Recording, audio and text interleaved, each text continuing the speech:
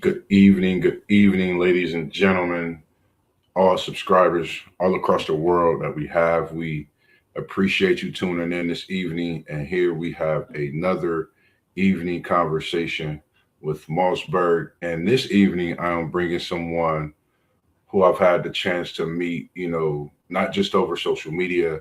My brother personally knows him, and just watching what this gentleman has done with the youth first and foremost has been an amazing thing. Not to mention just with the youth, he's worked with the adults as well. 7-on-7 flag football, simple media. He does his own thing. He's the owner of that as well, and he also is a high school trainer and coach, not with just the youth, but on a high school level. And I believe that is at Central Crossing High School. So, ladies and gentlemen, I don't want to keep you waiting. I'm going to bring this man to the stage. Here we have this evening Mr. Gage Brown, the football whiz. How are you doing this evening, Mr. Gage Brown? How are you doing? And appreciate you for joining me as well. I'm good, man. I appreciate you having me. I'm doing good. And the one thing, when I came across your profile, was the youth. I seen how much, you know, you work with the youth, you train, some of the things you do with your media, everything is all hands on you. Could you talk to the people a little bit, not about yourself, where you grew up from? Tell them a little bit about your story. Who is Gage Brown for those who don't know? I'm just a kid from North Linden. Just kind of grew up in North Linden in the city league system. I went to Westone High School, played 4 years of football there. Then I went on to play football at Capital for a year or two. Had a kid kind of young age, and then from there, kind of just got into the real world. I found my way of being around football was just to continue to get back to the youth, whether that was training or coaching. I ended up getting into training, and I've been doing it for about 10 plus years now. I'm the head of football operations at Wizard Workouts, a brand that is owned and operated by my partner Jared Smith and the GOAT.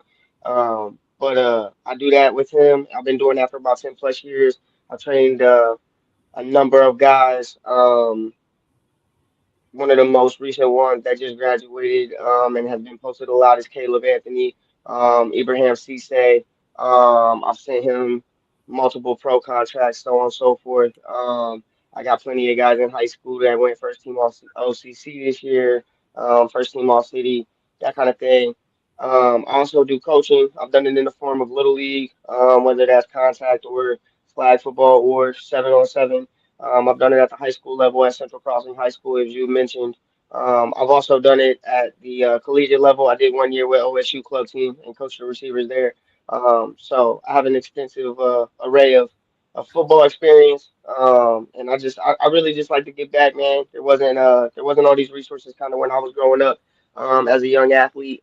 Trainers were few and far between, and it wasn't always affordable. So I just try to focus on giving back as much as I can, and keeping the main thing, which is making sure that these kids develop and get to see opportunities that they normally wouldn't. We also have a couple of comments coming in. We have SEC Sean saying, "What's up, Mars? Good evening, SEC Sean. We appreciate you tuning in. He is one of the guys on the podcast as well as WTP for Life. He is a alumni of those Weststone Braves as well. We appreciate you both for tuning in this evening. And as you spoke about North Linden going to Whetstone, um, being in that area, I think we both have that same thing in common. I went to East. Westone was a school I was supposed to go to, but things happen, and I think it was the greatest thing for me as well. But coming from North Linden, going to Whetstone, coming up, seeing what we would see throughout the day, throughout the week, throughout our lifetime. What was the one thing that made you want to make a change? Because I know it didn't start when you got older. I know it had to happen at a young age, but knowing certain things to where you could make that mark? What pushed you to that? Yeah, at a young age, I want to say about 16 years old, 17 years old. I ended up actually getting into some trouble with the law, and I think that was my turning point of you can't be a thug and a football player. You got to choose one. So after that point, I think that's where I kind of pivoted to like at that point I was still taking football serious, but I realized, hey, if you take it serious, that means staying out of trouble too. And that's kind of where I pivoted into taking it very serious, and then after high school, that kind of is what motivated me to guide these young men that to different places and different avenues, or give them places to be instead of being in trouble. Because it takes one mistake, and then your whole career could be down the drain and everything you work for. And a lot of people think there are a lot of second chances out there, which they do happen, but a lot of times one mistake can cost you, and you just don't want to be that athlete who should have been somebody. You want to be the athlete who ended up being somebody. You know what I mean? And whether that means just getting out, getting a free education, and then moving on to the real world, which is fine. Not everybody goes pro. Not everybody plays Division I football. The goal is to get out of here and go experience something else later on in life, and get a free education. That way you can set yourself up for whatever it is you're trying to do after football. Agree, man. I can't not disagree with anything you said. And when you speak of those things, that presents the student athlete, that village, upbringing. And growing up in South London, I know you remember part of the village, which raised and shaped us, and we have so many things in common and alike when it comes to wizard workouts, being able to not work with just the youth, but work with guys going to that next level, college, and to the pros, you know, being at your age, what are ways that you continue to not just push them, but say, hey, you're gonna come across this obstacle. Before those things happen, what is something you could tell the people that may think is gonna be the hardest thing? Could you explain to them about the work you put in is the work that you get out? Yeah, well, just trying to explain it to them in that way is like no one's gonna come get you to do it, right? So your parents can bring you here, but if you're not motivated once you get here, listen, you're wasting everybody's time. And that's a conversation that I have with a lot of athletes who come in, and it seems like they want to be there, but then they kind of don't. And it's like, look, man, look, do you want this or you don't? Because at this point, you don't come here and waste anybody's time, including yours. Because if you're coming out here and you half stepping and you're not really getting better, at the end of the day, man, you costing yourself time. Tell your parents you don't really want to do this, or you don't really say you don't want it how you really say you do. But it's just kind of a motivation too of being relatable. I always lace my cleats up, and I'll always do everything I ask them to do. That's something that I always lead by example, and I think that separates me from a lot of trainers is I will still lace my cleats up. I still will work out with them. I still will go through the same things I'm asking them to go through. And it's not because I need to or because it helps me stay young or anything of the sort, which it does, and I'm grateful for it. But at the end of the day, it's a I'll never ask you to do anything I wouldn't do myself type of thing. This is what it takes to get to the next level. This is what it takes to go to the next level. And when it comes to kind of like doubting the work, being put in, I always tell people, look, there's a track record of athletes that I got that you can go search on Instagram or search on Facebook, and you can see the path they took. They on the same path you was. They went through the same work you going through. Look where they at now. So if that's where you want to go, trust me, I know how to get you there. If you think that I can't get you there, then no hard feelings. I'm not for everybody at the end of the day. There's a million trainers in the world, and there's hundreds in Columbus alone that are great at what they do. And there's a different type of response to different types of training for every kid. So not every kid is going to be responsive to the way that I teach the game and or motivate them. Just like it's not going to be for every other trainer. Yeah, I agree. And I always go back. We have so much of that in common of the North Linden, being a product of North Linden, being able to have a dream to be this, possible NFL player. We always dreamed of those things, being an NBA player. But you are not just being a trainer, you're being a part of many stories, and not just the development, the push, the growth, and what they love to do, in that sport, which is football. Um, what are those things that you think about for the next person to say, Mr. Brown, what can I do to make my next day better? What can I do to make my week better? What can I do to get better these next few years? What can you say Make to the those? most out of it. Take advantage of every minute. Every second you got a chance to get better, whether you believe it or not. A lot of kids, I put it in perspective like this. If you at home playing 2K in your bedroom, those are hours you could be using getting better. And here's the thing, you don't even got to stop playing 2K to get better. You could be in there doing squats. You could be in there doing wall sits while you playing 2K. You could be in there occupying your mind, but still getting better. It's how bad do you want it? Because like I said before, I mean, your parents can push you. I can motivate you, we can drag you along on this journey that you say you want, but if you don't really want it, it's kind of one of them things where you just won't see progress. You have to be intense about it. There's got to be a mindset of I'm going after this, and I'm going to do it with everything I got. Every time I do a rep, every time I do show up somewhere, I'm going to be as locked in, as professional as I can be. When it comes to getting better, you have to be serious about it. And I know that sounds so cliche at times, but you have to really take it serious, and you have to live that every moment of the day. When you at school, and we talking about, like you said, student athlete. When you at school, are you doing the right things? Do you got good relationships and connections with teachers? Or would they have good things to say about you if a recruiter walked up to them and said, "Tell me about such and such"? When you out in public, are you setting a good example? Are you causing chaos at restaurants and so on and so forth, stores? Or are you the guy that in your neighborhood does things for your neighbors and so on and so forth? So there's things that you can do that separate you just in general as a person. And I focus on that more so when I'm training athletes than anything. It is a mental and character thing. Like mental health is huge. Character building is huge. We teach these athletes how to be athletes so often they forget how to be people. So I always tell my athletes when I'm training them, look, we're gonna become a great person first, and then we'll become a good athlete.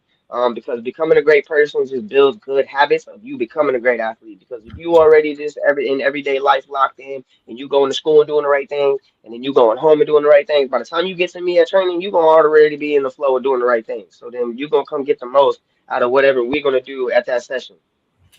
So the next question we have a few questions in the comments, and one question we have from at WTP for Life. He said, "Was there an adult that had a great influence on you?"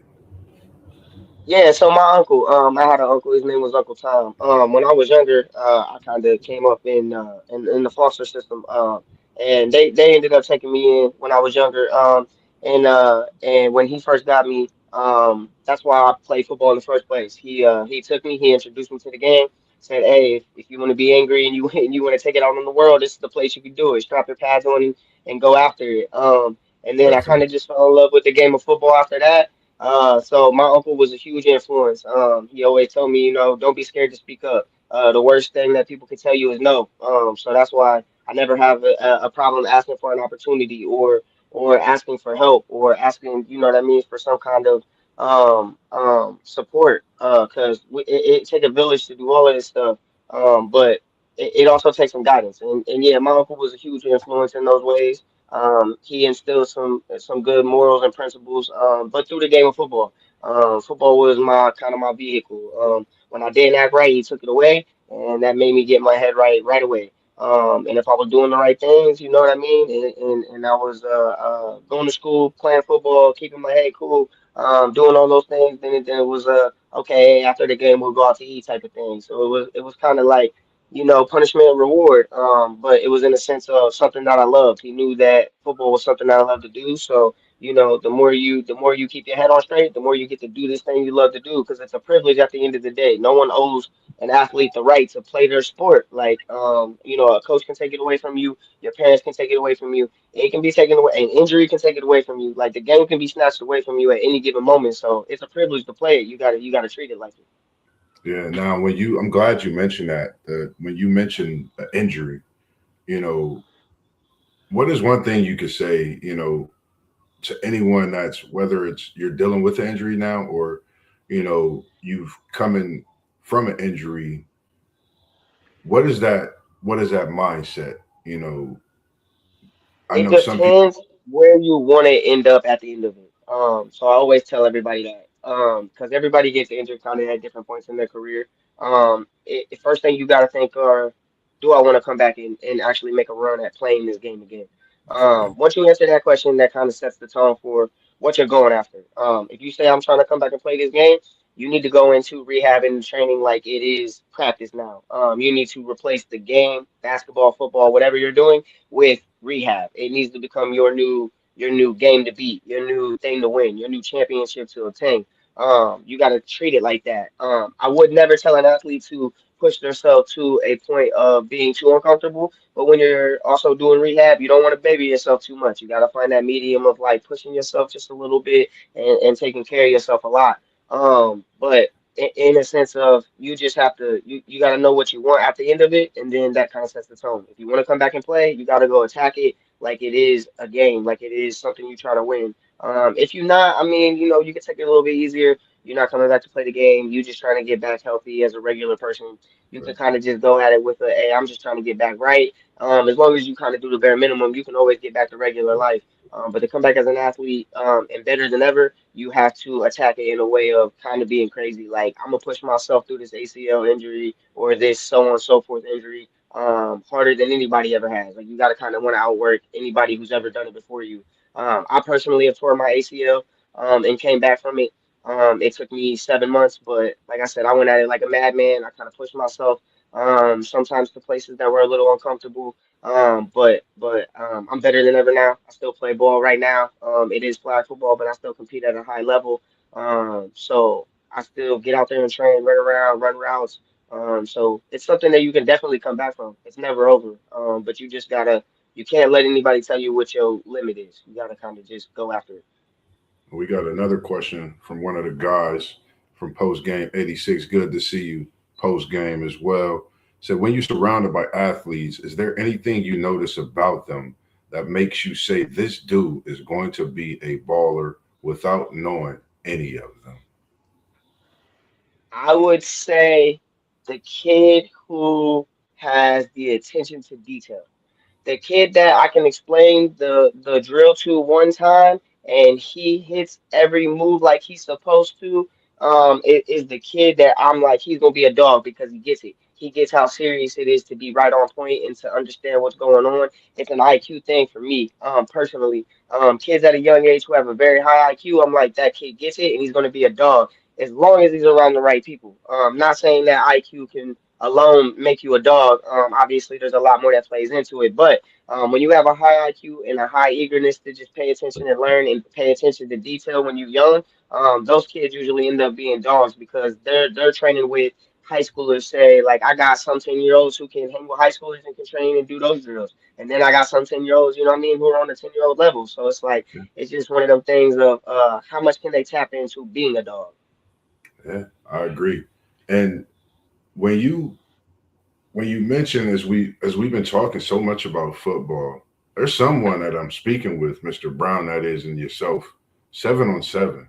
Not just that you play, coach, but you win 7 on 7 championships, all across the world. Tell the people a little bit about that 7 on 7 flag football team that I keep hearing about, that you haven't called me up about. I'm a safety in the corner. I like getting out there a little bit, man. But tell us a little bit about this 7 on 7 flag football that you do. Yeah, so I play flag football at a high level. It's kind of just something that I kind of picked up after high school. At first it just started as something to just keep me around the game. I was just thrown kind of in normal everyday life after college. Didn't really have an opportunity to play after that while raising my son. Someone kind of introduced me to the game. Back then, like I said, it was a small game. It wasn't really nationally known or almost in the Olympics like it is now, or so on and so forth. Just some stuff we did on a Sunday just to show up, say we win a championship, have fun with each other, stay young. Over the years, it kind of blew up. They started being, nationally known all over the country and so on.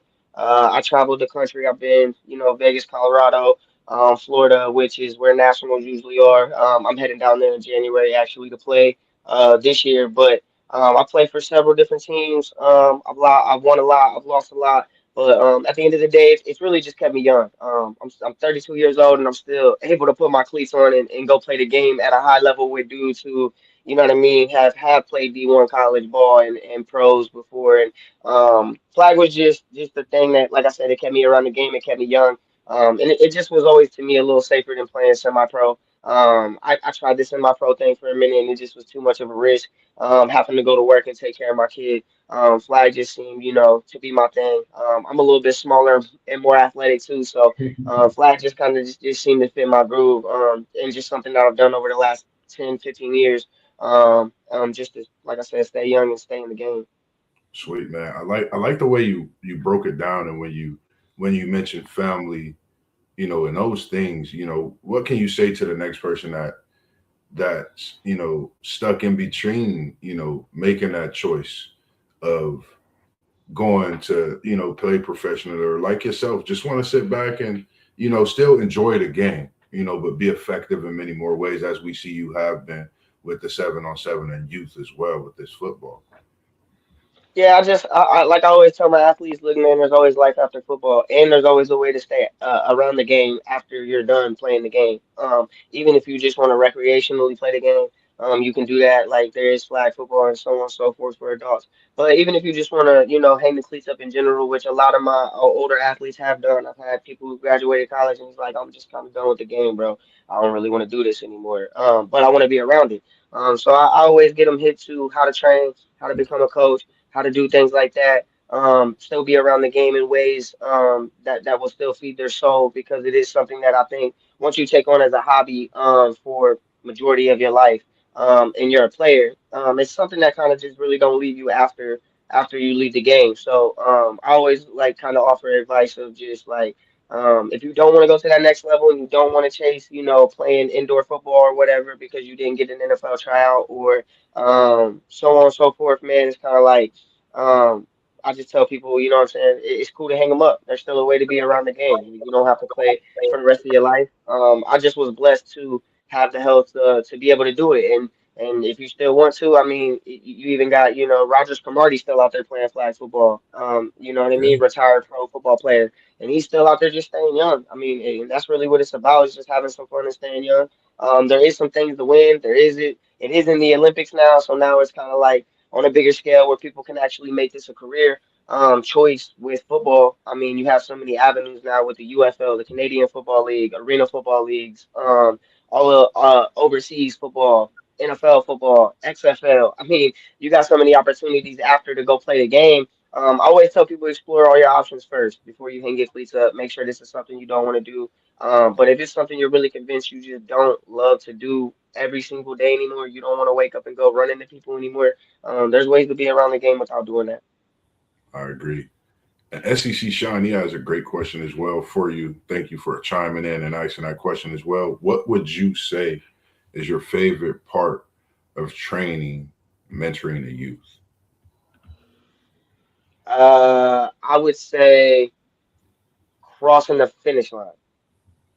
Like when a kid signs that letter of intent, that is my favorite part of it. When I can look back and be like, man, I really been with you for this many years. We really did this many sessions. We really sweat for this many hours. It's like it really is gratification to see them obtain what they've been chasing for so long. Yeah, Because like I tell them all the time, look, this ain't for me. This is for you. I played my ball. I lived my dreams out. I am solely here to help you chase yours, only if you want them though. And the ones who usually show that they want it and they show up and they take it serious, they usually sign those letters of intent. And that is probably the most gratifying thing probably that I get out of training. Other than that, it's just being around them. I work an everyday job, you know what I mean? I'm a contractor by day, I'm a trainer by night when it comes to the football stuff. So after a long day of work, man, and like everybody kind of has that moment where it's like, I just had a long day. I'm just tired. yeah, They give me life. I walk in, we get to training. They always so goofy because they kids. They got all the energy in the world. So sometimes my favorite part is just like walking in the room and them being excited to see me and kind of just lifting me back up of like, we know you tired from work, but like we need an hour out of you type deal. You know what I mean? Like pick the energy up, coach. So That's funny. that's kind of one of my favorite parts is the way they kind of pick me up sometimes without even knowing it. Yeah, man. I'm glad you mentioned that, man. And I think a lot more awareness need to be brought just by what you just said. Respect to those.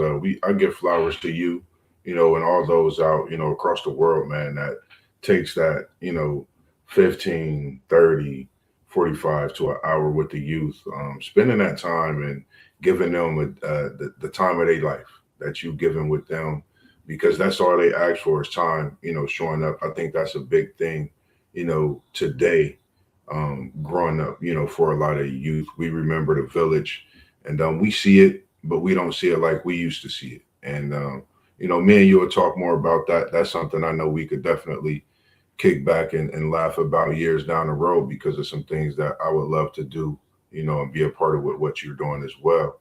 And as we, continue this conversation, you also have Simple Made Media.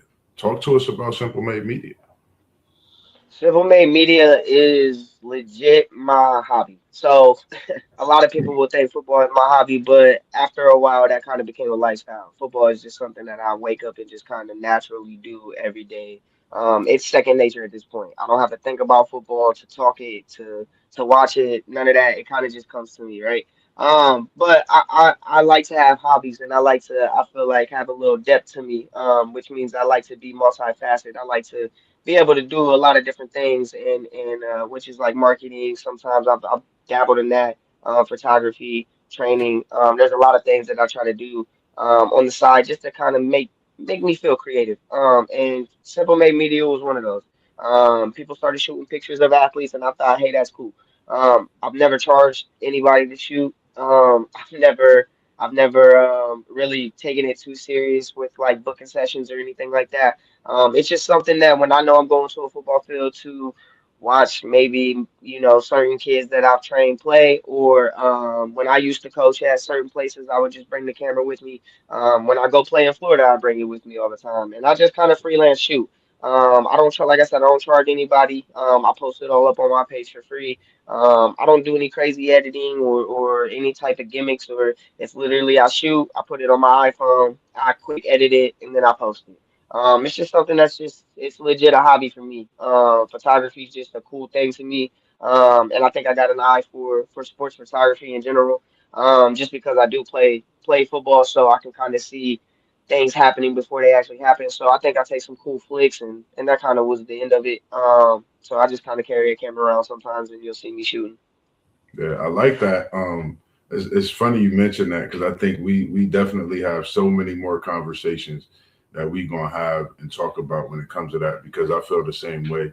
And some of the things I do, as well as what we do now, what we're doing here, having this interview, sitting down. This is something that years ago you asked me what I'd be doing. I would say I have no idea, have no clue, but it's something that I've came become to love. And it's just like you said, having that depth, and just being creative. So, we'll get to that talk much more another day. Is there anyone along this journey which made you, I know you spoke on Uncle, we call him Uncle Tom and things like that. Anyone along this journey that made you Gabe Brown? Being a father, I know those things are not easy, but anyone, coaches, anyone out there that you would like to send, a shout out to, a thank you, anyone, at this time.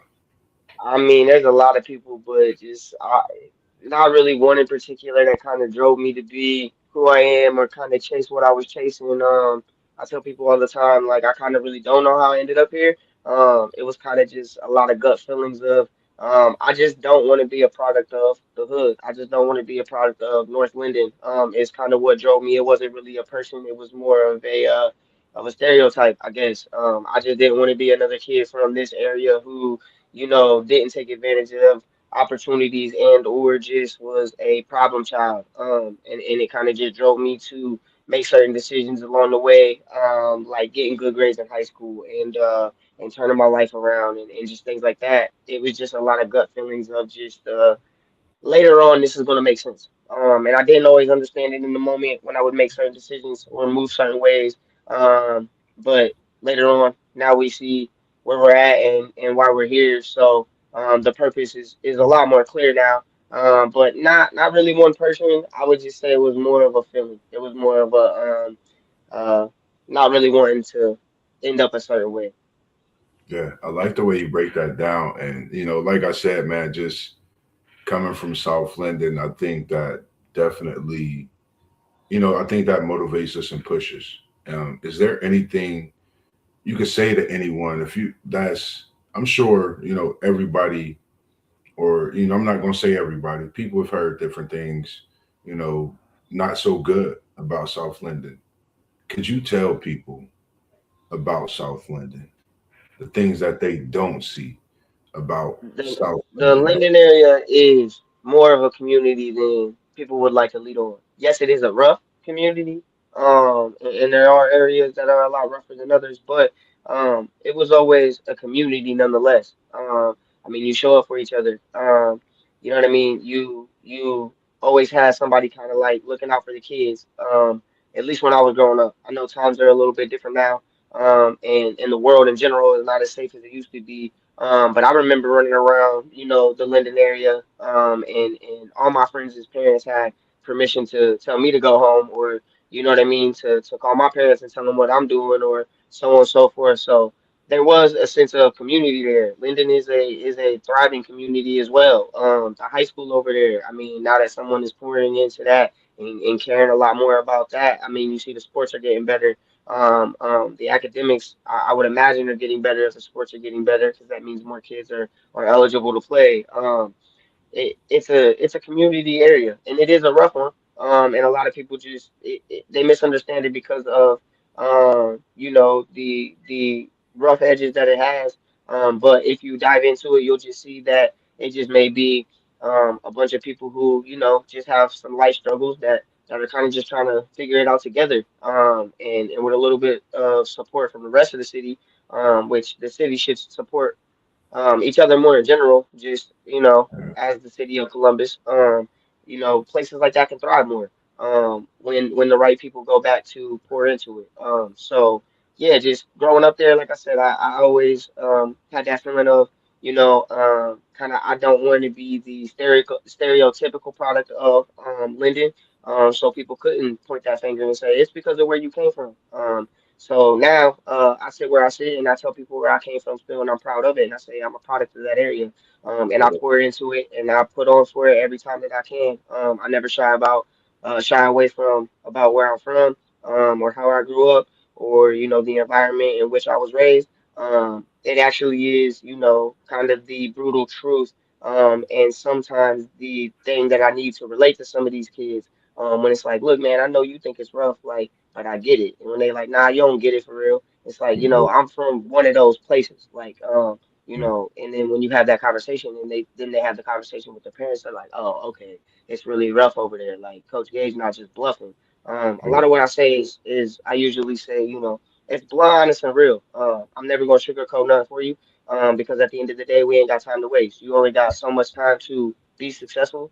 And kind of like someone else has it bad too. Yeah. I know you got the saying of like, someone always has it worse, but my thing is someone else has it bad too. What you gonna do about your bad? There's people who have it worse than you who get it out the mud and they figure it out. So you can definitely figure it out from where you at.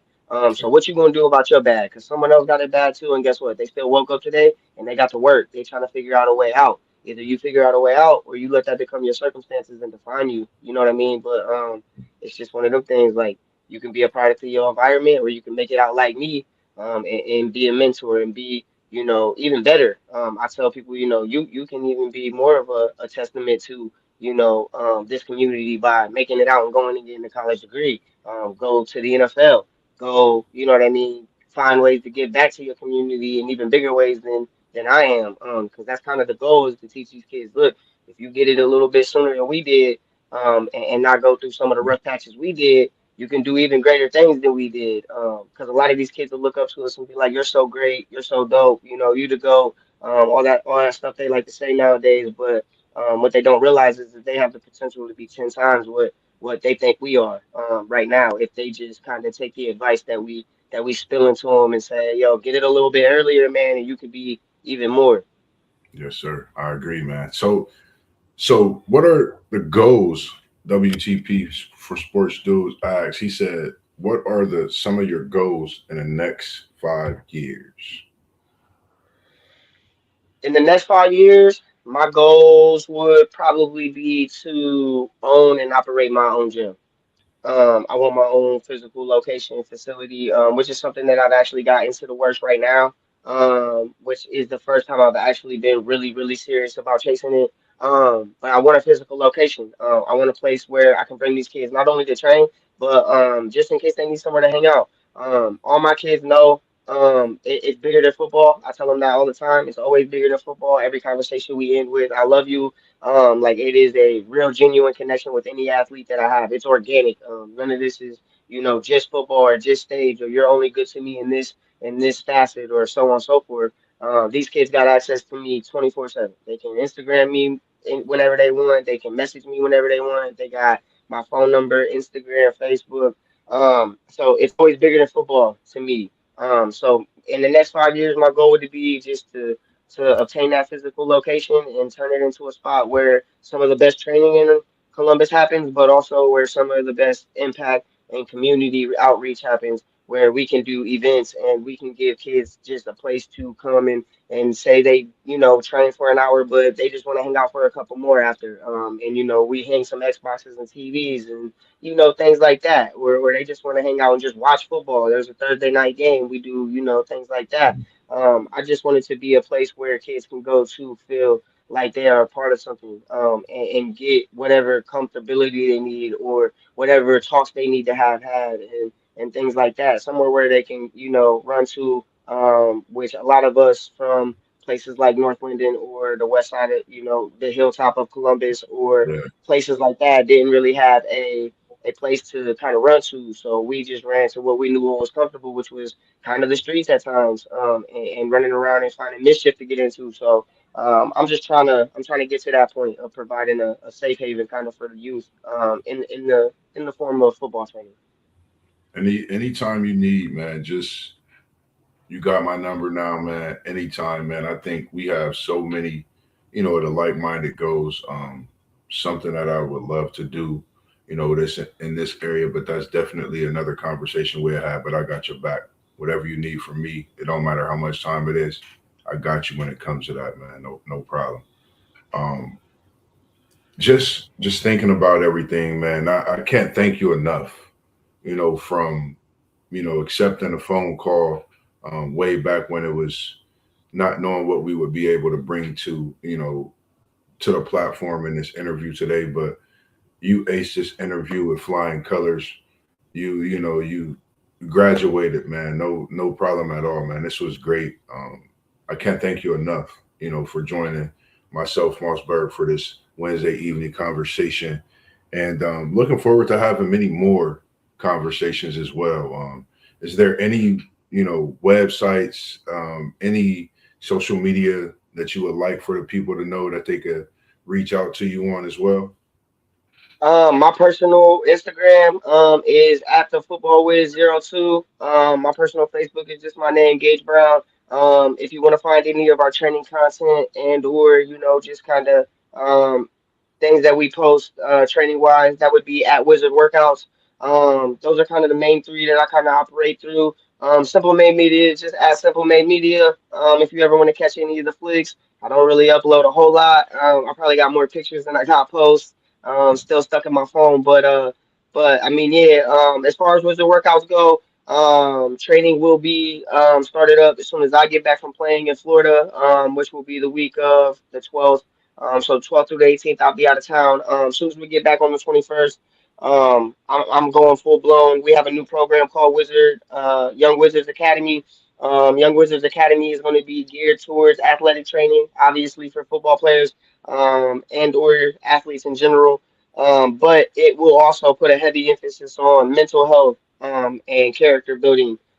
We really want to dive more into that, because, like I said earlier, to me, the separation between certain athletes is the mental, is the IQ, is the things that you're teaching them kind of up here, because this is where it starts. This is where everything fires from. So a good mental is always going to lead to a good athlete, in my opinion. So we always start with that. Um, that's kind of really all I got going on right now.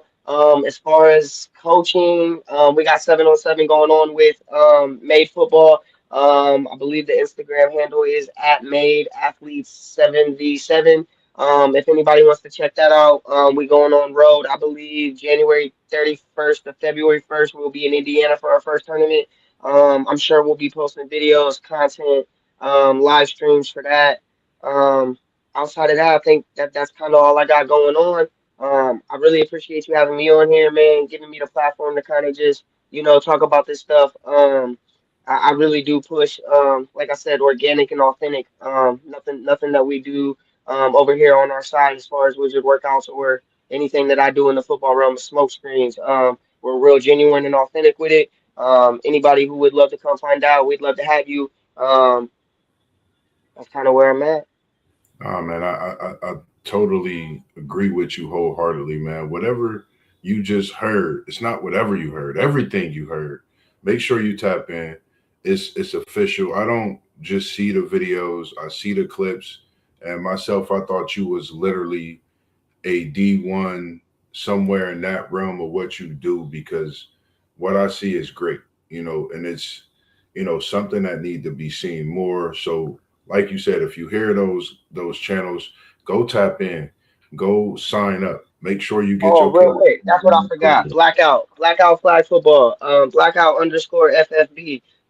Go follow them as well in the spring. Sorry, that was way far ahead. That's why it You kind of slipped my good? You mind. good? You In good? the spring, we will be doing flag football. I will be with the 10U as well, just like I am with the 7v7. But Blackout flag football is a major brand that I coach for and push.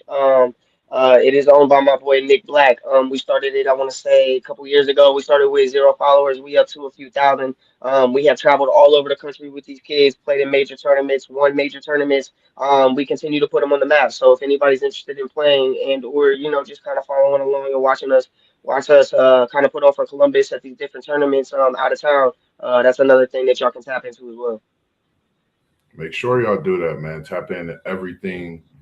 You'll love it. And again, man, like I said, I appreciate you joining for another conversation this evening with MossBurgh, and be looking forward to doing so many more things with you throughout the next few years, next few months even.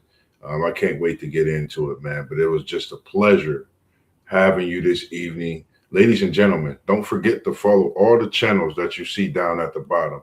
We got at WTP for Life.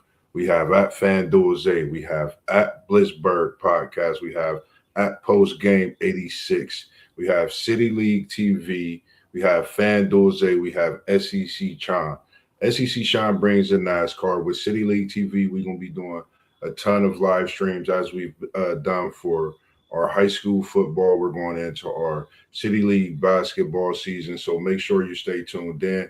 Friday night, we don't know which game we're going to pop up at, but just know we're going to be in the building somewhere. Boys or girls high school basketball. We're going to definitely do that. And make sure you like and subscribe to all these channels. And don't forget any and everything that my man Gage Brown said. So tap into that and make sure you tap in the Blackout, because that flag football is something that's starting to move and groove like it's moving on a professional level. And I think that'll be something that in the next few years will be a professional sport, and we'll have to sit down in the stands and actually pay to go see these athletes. So shout out to what you do, man. I appreciate again the time, everything you do, not with just the youth, but with the adults as well, and your flag football as well. So, man, can't wait to have another conversation. If you don't have anything else to say, as we do, man, if you don't mind throwing up them good old peace signs here at WTP Sports Dudes. Gage Brown, I appreciate you, ladies and gentlemen. Make sure you tap into everything and go check it out. And make sure you get some of them signups so he could teach your son, your athlete, some great things to get them onto that next level of what they love to do in their sport. Other than that, as we always do, man, peace. And we out here at Appreciate you, WT. my man. Man, appreciate you as well, man. You have a good evening, and I'm going to definitely tap in and hit you up for sure. Sounds good. All right, man. Have a good one.